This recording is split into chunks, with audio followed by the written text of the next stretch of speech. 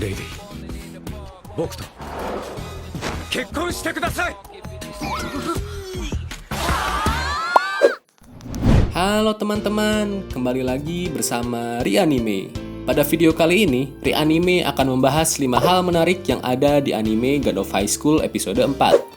Sedikit bocoran aja, kalau episode ini banyak banget drama yang menyentuh. Selain itu, karakter Yomira pun banyak banget diekspos. Nah, sebelum kita mulai, jangan lupa kalian siapin dulu green tea dan onigiri, supaya videonya lebih bisa dinikmati.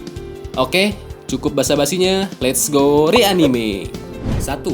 Munculnya Seongjin. Di scene awal episode ini, tiba-tiba Mori, Mira, dan Dewi dikejutkan dengan kehadiran seorang pria yang kelihatannya cukup narsis. Pria ini bernama Seongjin.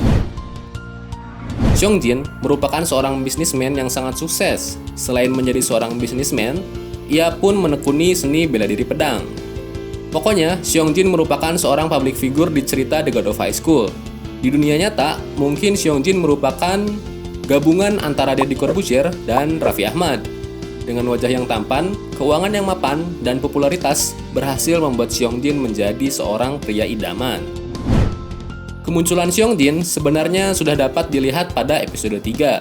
Jika diperhatikan pada scene sekte sesat, terlihat seorang pria yang hanya diperlihatkan setengah wajahnya saja. Namun, jika kita analisa, ternyata pria ini memiliki warna dan model rambut yang sama seperti Seongjin. Hal ini pun semakin jelas ketika Seongjin diperlihatkan sedang berlutut di hadapan sang pendakwah pada episode ini. Di episode ini, ternyata Seongjin berniat untuk menikahi Yomira. Seongjin berkata bahwa ia mencintai ilmu bela diri Moonlight Sword Style milik keluarga Mira. Dengan popularitas dan kesuksesannya, Seongjin berjanji kepada Mira bahwa ia akan membuat Moonlight Sword Style menjadi ilmu bela diri pedang paling terkenal di dunia. Selain menekuni ilmu bela diri pedang, ternyata Seongjin pun memiliki borrowed power. Di akhir episode ini, Seongjin yang mengamuk karena gagal kawin menunjukkan kekuatan borrowed power-nya. Borrowed power yang dimiliki ternyata merupakan sosok monster samurai.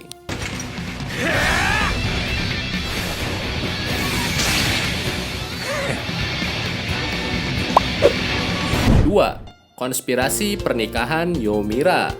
Episode kali ini berfokus pada pernikahan antara Mira dan Seongjin. Ternyata pernikahan ini merupakan sebuah konspirasi.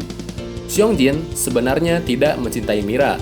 Semua janjinya untuk menjadikan Moonlight sebagai ilmu pedang nomor 1 di dunia ternyata hanyalah tipu daya belaka. Dasar pria. Seongjin ternyata hanya ditugaskan oleh sang pendakwah sekte untuk mendapatkan pedang Moonlight dan tangan dari pengguna pedang Moonlight.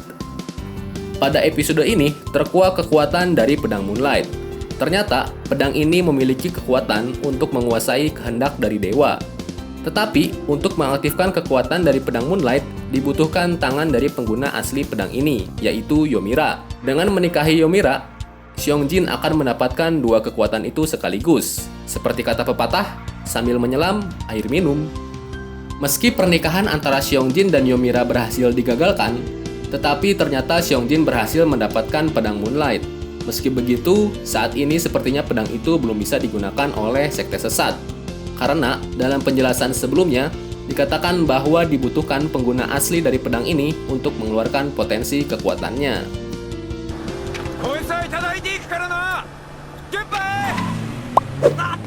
3. Latar belakang Yomira. Setelah menunggu sekian lama, akhirnya di episode ini karakter Mira benar-benar diekspos. Dari episode ini, kita bisa tahu bahwa Mira diurus oleh pamannya setelah ayahnya meninggal. Saat itu Mira masih anak-anak, sehingga pamannya lah yang mengurus dojo dan ilmu bela diri Moonlight Sword Style peninggalan ayahnya. Namun sayang, niat baik sang paman tidak diikuti dengan skill menggunakan pedang yang baik. Pamannya begitu payah dalam menggunakan Moonlight. Bahkan paman Mira tidak mampu menahan serangan bocil-bocil. Kemampuan pamannya yang payah dalam menggunakan pedang Moonlight membuat dojo keluarga Mira menjadi sepi peminat dan lama-lama hanya Mira lah satu-satunya murid yang tersisa di dojo itu. Sejak saat itu, Mira pun mulai mendedikasikan dirinya kepada ilmu bela diri Moonlight Sword Style. Saking seriusnya Mira dalam mendedikasikan dirinya, Mira pun harus rela kehilangan masa remajanya sebagai seorang perempuan. Terlihat di sebuah scene perjuangan Mira yang begitu giat dalam bekerja. Kemudian di scene lainnya terlihat Mira memerhatikan perempuan lain yang bisa berbelanja pakaian dan merias diri mereka. Sementara itu, di sisi lain, Mira hanya bisa menghabiskan waktunya untuk berlatih bela diri Moonlight Sword Style keluarganya. Pada episode ini, Mira dilamar oleh seorang bisnismen sukses sekaligus pengguna ilmu bela diri pedang yang handal, yaitu Seongjin. Mira pun menerima lamaran Seongjin. Bukan karena cinta, melainkan bentuk dedikasi Mira terhadap Moonlight. Selain itu, menikahi laki-laki yang kuat adalah perintah yang ayahnya sampaikan secara langsung kepada Mira saat sang ayah masih hidup. Dengan menikahi Seongjin, Mira berharap Seongjin dapat membuat ilmu bela diri Moonlight Sword Style menjadi ilmu bela diri pedang nomor 1 di dunia. Gila nggak sih dedikasi Mira terhadap Moonlight? Sampai-sampai ia mau nikahin orang yang gak ia cintai. Mimin yang kerjaannya cuma rebahan tiap hari. Jadi malu. 結婚したら大会も辞退するって運営に言ったんだろ。つまり捨てるんじゃん。月光家のために結婚するの。はあ、意味わかんねえ。好きだから結婚するんじゃないのかよ。あんたには関係ない。 4. Paman Yomira. Paman Yomira, Baekjun, memang hanya seorang karakter tambahan. Tetapi di episode ini, Paman Yomira berhasil memikat hati Mimin dan membuat Mimin terharu karena kegigihannya. Setelah ayah Mira meninggal, pamannya lah yang menanggung semua tanggung jawab yang diemban ayah Mira, termasuk mengurus dojo.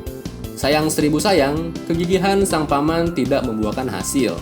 Bukannya membuat dojo semakin bersinar, Paman Yomira malah membuat dojo semakin terpuruk karena tidak mampu menjadi sensei. Murid dari dojo itu pun keluar satu persatu hingga akhirnya hanya Mira yang tersisa.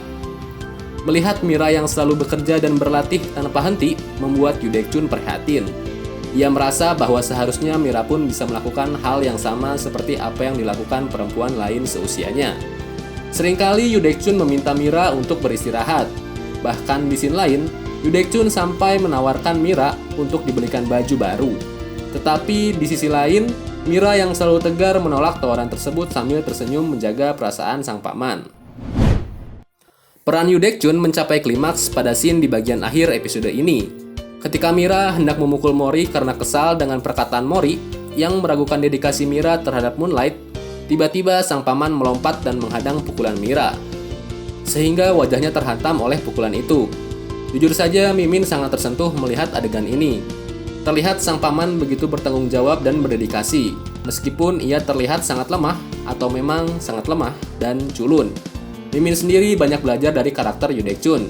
Kegigihan dan sifat pantang menyerahnya patut diacungi jempol.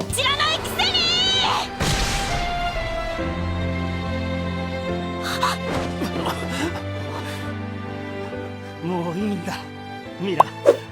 5. Kemarahan Han Dewi. Pada episode ini, cerita memang berfokus pada karakter Yomira. Namun, di akhir episode ini, Han Dewi benar-benar mencuri perhatian. Di akhir scene episode ini, diperlihatkan Han Dewi yang sedang berada di rumah sakit, melihat kondisi Sung Tae. Sialnya, saat itu Sung Tae berada di posisi yang sangat kritis. Bahkan, dari kepanikan dan suara background, sepertinya Sung Tae sudah meninggal. Melihat kondisi Sung Tae yang kritis, Han Dewi merasa begitu khawatir sekaligus frustasi.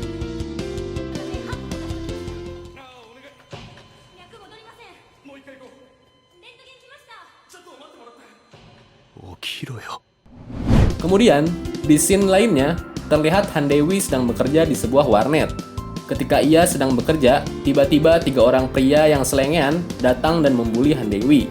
Scene ini mirip sekali dengan scene yang ada pada episode 2, di mana saat itu Dewi pun diganggu oleh mereka saat sedang bekerja. Namun, saat itu Han Dewi hanya diam dan tidak melawan.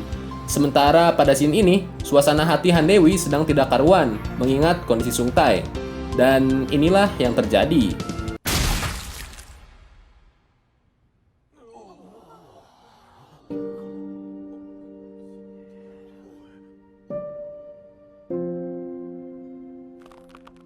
Kejutan terbesar berada di akhir episode ini, di mana Dewi yang frustasi menghajar Mira habis-habisan di dalam arena God of High School. Dewi memukul Mira dengan begitu keras, hingga luka Mira terbuka dan mengeluarkan darah. Melihat hal ini jujur Mimin bener-bener kaget dan sedih banget sih. Apalagi Mimin kasihan banget melihat Mira yang bener-bener kesakitan dihajar Dewi. Pertandingan pun selesai dengan Dewi sebagai pemenang, dan ini berarti ada kemungkinan Dewi akan menghadapi Mori di final.